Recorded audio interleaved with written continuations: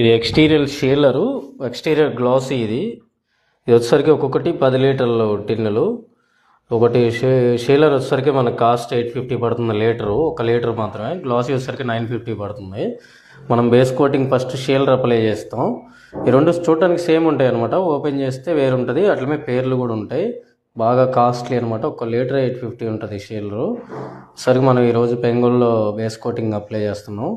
అయితే దీంట్లో అయితే ఇంపోరియో ఉంటుంది, ఇంపోరియో షీలర్ ఉంటుంది, ఇంపోరియో గ్లాసీ ఉంటుంది.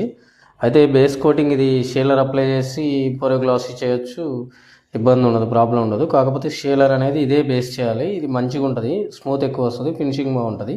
వేరే కంపెనీలు ఉంటాయి కానీ మనం ఇది రిఫర్ చేస్తాం. ఇంకొకటి ఉంటుంది షైనింగ్ షీలర్ అని, అది అసలు వాడకూడదు పియూ పాలిష్ చేసేటప్పుడు. అయితే నార్మల్ షీలర్, అది నార్మల్ గ్లాసీ అప్లై చేసేటప్పుడు వాడుకోవాలి. కాకపోతే మనం ఇది ఎక్కువ వాడతాం. వేరే కంపెనీలో ఇదే క్వాలిటీ షీలరు, ఇదే క్వాలిటీ గ్లాసీ ఉంటాయి.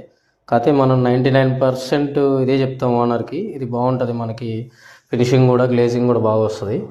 ఈ నెంబర్ 1గా ఉంటుంది. ఇది ఇక కొద్ది కాస్ట్ ఎక్కువ. ఈరోజు అప్లై చేస్తున్నాం ఇది మనం.